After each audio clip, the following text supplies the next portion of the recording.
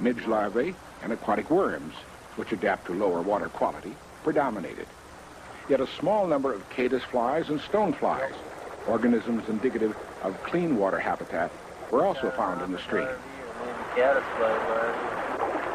As you look in the stream at this point, you can see insect life swimming around. And also, if you will watch real closely, there is insect life on the rocks also. So the stream is coming back to life. The community's attitude toward the creek was also improving. It's been 3 years since it started, and it's like a different creek. Real estate value on property along the creek, it's just more valuable. And I would think down the creek, it's got to make a difference.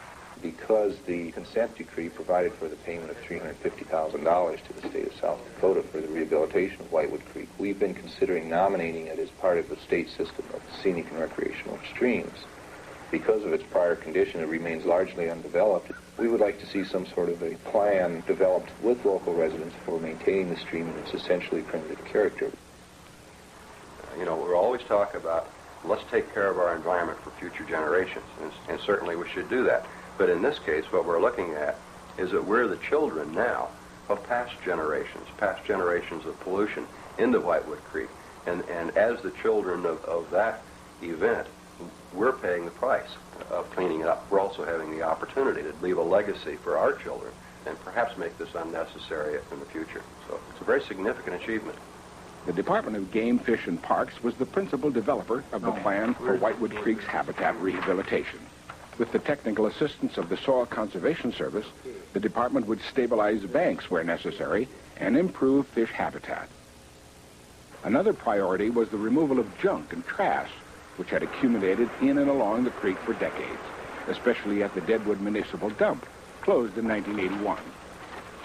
$40,000 was allocated for major junk removal, and over 1,000 tons were hauled away to a landfill. Local volunteers walked other sections of the stream, picking up trash. We found a lot of debris in the stream, a lot of old planks and such, a lot of litter that had been dumped from various trailer courts around the stream. Basically, the creek was in a mess. It needed a lot of work done on it. I think the Game, Fish, and Parks program, I think it's a very worthwhile project. Seeking to assess Whitewood Creek's potential as a fishery, the state and home state each conducted biological assessments of Whitewood Creek above the mine's discharge, temporarily stunning fish with an electric charge to determine the size, weight, and number of fish in the stream. Brook, 22. Whitewood Creek has been an established fishery above the discharge for a number of years, basically a brook trout population. I can remember personally fishing here 30 years ago as a child. As the water conditions get better downstream and the problems are taken care of, we feel that we can offer a real good fishing opportunity for the public in the future. By 1982, Homestake obtained encouraging results for the reduction of the remaining pollutants in its effluent through a revolutionary, yet simple and cost-effective biological treatment process. This required a tremendous amount of research and applied technology, not only through Homestake scientists, but through scientists throughout the world. This was developed here. The plant is the first of its kind in the world. This is an attached growth bacterial treatment process. A strain of bacteria developed by the company rotated through the wastewater on biological contactors. The organisms digested the cyanides in the wastewater, producing harmless byproducts. Heavy metals in the water stuck to the bacteria. The technological breakthrough had been made. Cleanup of Homestake's effluent was only a matter of time. The state of South Dakota granted Homestake an extension for meeting discharge standards, while a full-scale wastewater treatment plant was designed and built. In early 1983, site preparation was well underway. Though the Deadwood dump site was clear of debris, toxic residues in the soil were a potential threat to the stream during periods of high flow or runoff. To protect the bank from erosion, a concrete foundation was laid and cribbing installed, 2,500 6-foot concrete logs which were filled with boulders. Elsewhere in Deadwood, construction of a concrete retaining wall and rip-wrapping protected other areas of the stream bank prone to erosion. Channelization of Whitewood Creek from the time of the gold rush had left few natural meanders of the stream in deadwood. To improve the quality of the fish habitat, wing deflectors were constructed in the creek next to the rodeo grounds, where public access would be greatest.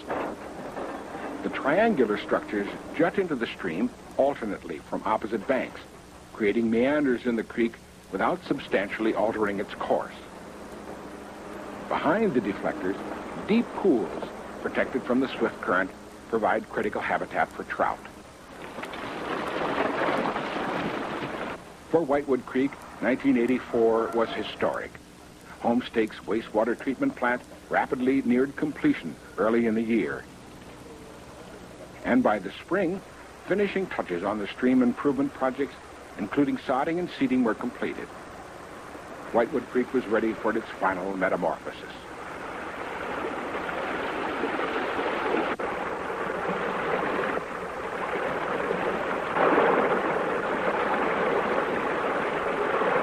Homestake's wastewater treatment plant, after final tests, began full-scale operation in August of 1984. The volume of water that we treat is about 5.5 million gallons a day, or 4,000 gallons per minute.